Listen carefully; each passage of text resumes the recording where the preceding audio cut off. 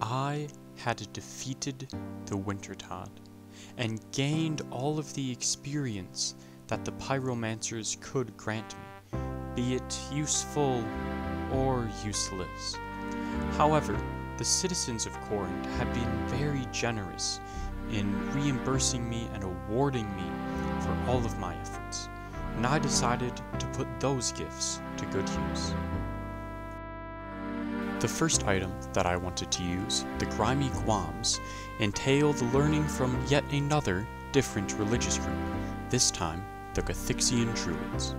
I spoke to the head druid, and in order to impart on me this necessary knowledge, he first required my help.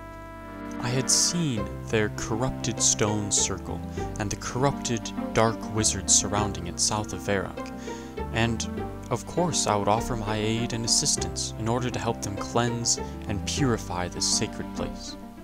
The head druid sent me to a rather odd druid called Sandfield, and he had an even odder request of me, although perhaps simply druidic enchantment magic was beyond me at the time. I ventured into a dangerous dungeon, acquired the required items, and returned them to him. He sent me back to the head druid, who showed me the secrets and mysteries of the herblore skill, one which has been known by the druids for centuries.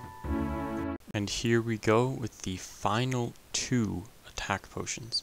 I ended up getting exactly 100 grimy guams from Wintertod, which is really nice because the packs of Eyes of Newt and Vials of Water also come in packs of 100. That got me straight from level 3 to level 16 herblore, so that's a nice boost. Following this, the next 2 items on my list were the uncut sapphires and the silver ore, both crafting materials which had a crafting requirement behind them. To make my way around this, I've revisited my brothers on Intrana to make use of the glass blowing facilities they had located on the island. My goal was 20 and I ended up getting 21, which was pretty nice, I suppose. As I was training my crafting on the island and running back and forth across of it to gather supplies, I ran in again to a very mysterious friend of mine, the Intranan Firebird. I was no longer disturbed by his mysteries, but rather comforted by him, that this wild search put me where I am right now.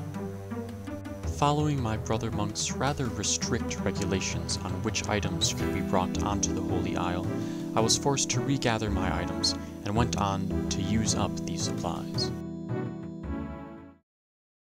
Coming in with 29 crafting, using up all of those sapphires I'd accumulated. Well worth it. So here it is, the last of the silver ore. I missed all the level up messages, but we're just kind of going by materials at this point. That got me all the way up to 31 smithing. I didn't record any of it, but I just used the general store in Karamja and bought the bronze bars to get up to 20 so I could actually smelt this. And then that got me up to 43 crafting with all those tiaras, so this is a nice chunk of XP to have. While training in Edgeville, I stumbled upon a rather strange man. I had pity on him, and we began to talk. Quickly, the topic of discussion moved to my recent adventures, especially focusing on my interactions with the druids, and he had some rather interesting things to tell me. Pah! Those worthless druids. They know nothing of the true power that resides within Zamorak. Now, the Chaos Druids, on the dungeon just the other side of this ditch, they know power. Not sure quite what to make of this strange man, I decided that fighting and pitting myself against the servants of Zamorak is as noble a cause as any. I also needed something to train my magic on, in order to wield the Tome of Fire, and I had heard that combat was the best method to do so. However, I made a small detour to obtain a useful item later on. So I went ahead and bought 5k casts of Fire Strike. We're going to use these up on Fire Giants and then Chaos Druids, so let's hunt that rune sim. So as it turns out, you need 12 agility to cross the stepstones in the Brimhaven dungeon. So we're over here and gonna do some gnome agility for 12 levels. This is gonna be a lot of fun.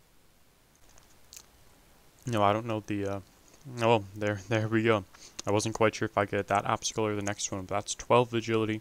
So we'll wrap this lap up and then go back to Brimhaven dungeon like I wanted to do all along.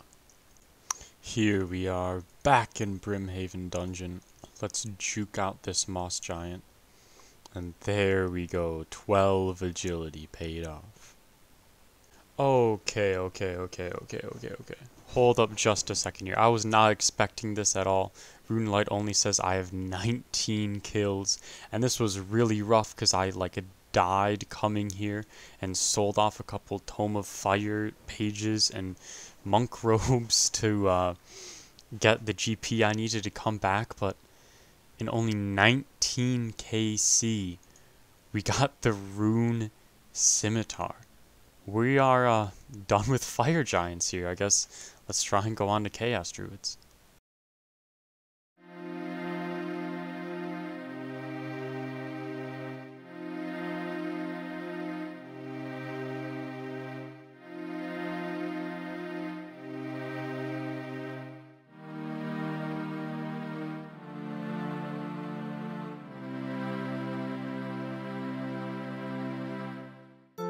At first, I was unsure of how to handle or what to make of all of this violence, but it was necessary, not only for me and my own personal goals, but also for the greater good.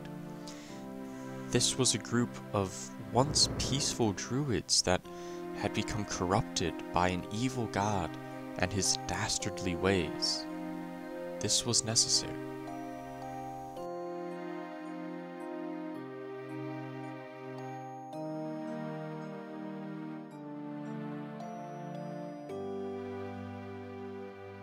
However, as I've discovered with most things, battling evil often comes with more than just the intrinsic good of defeating it. I was rewarded with magic XP, which allowed me to wield one of the gifts I had received from the citizens of Korend. Also, I had received many law runes, which were invaluable to me at this point, especially given the other supplies I still had to use. Teleporting back and forth between Varrock and my home and running to the sawmill in between each trip, although rather tedious, was the fastest way for me to use up my final 2 supplies, my teak and oak logs. Using my teak logs allowed me to get up to 50 construction, a nice handy bit. Using my oak logs allowed me to build several key upgrades and storage factors in my home, which, although just for show now, will certainly come in useful later. The rest of my oak logs also allowed me to get up to 52 construction. After using up the last of the supplies I had received as gifts, I felt a bit directionless, so I returned to one thing that I knew would help provide direction, one thing to which I had always gravitated: quests. The ones I had received from Father Eric and the head druid provided a sense of direction and meaning and purpose, and it followed one of the main tenets of my monastic life, that of obedience. I started doing a couple ones here and there that helped me out right now, at least a bit, but I had also heard would be absolutely necessary in order to better serve others in the religious community. And I received that opportunity almost immediately. As I prepared myself for my upcoming challenges and trials by combat, I took a moment to make a pilgrimage and see my fellow brothers in the continent of Zaya. I trained my combat on the monsters nearby in preparation. When I felt sufficiently prepared, I went ahead and spoke to Sir Amic Vars. I heard he had a quest for me from the White Knights, that elite organization of Saradominus soldiers, which I of course would help in anything they needed. I found an interesting but irrelevant trinket on the way. However, sometimes in service for the greater good, rules must be broken, and vows must have their exceptions.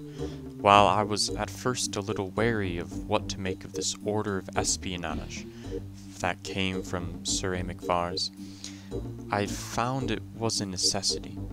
He was placed in a position of authority over me, and was given that authority by Saradomin himself, so his commands carried that same weight. With a heavy heart, I broke my vows for the first time. Due to this decisive action, the Black Knight's secret weapon had been ruined, and the White Knights and Falador and all within had been saved. Following this success, I was offered the opportunity to join the Ordo Templi Saradominis, the Temple Knights. A fellow applicant had given me a handy heads up, so after a quick change and some inventory management, I was ready for the trials. These trials tested my patience, my memory, my problem solving, my combat, and my practical thinking, but I passed them all. I had heard legends of the deeds of the Temple Knights, of how Saradomin converted them from a Zoroastrian group during the God Wars, and I never knew if they were anything more than just that, legends.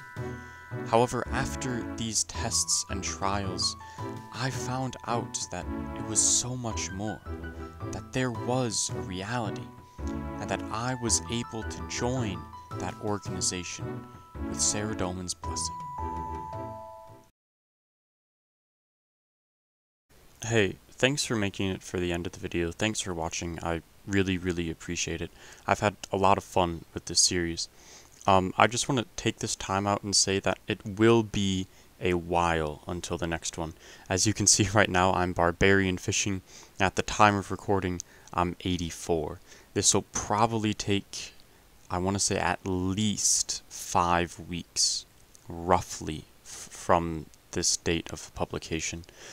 So just stick around. I'm going to be putting in a lot of time into this, and this isn't like the hardest thing to do ever, at least barbarian fishing wise. So just stick around. I'll try and get this out as soon as I can, but obviously as soon as you're done barbarian fishing, that doesn't make a lot of content either, so I'll have to go and do whatever else. But stick around. I'm back on the grind. I'll see you whenever I can.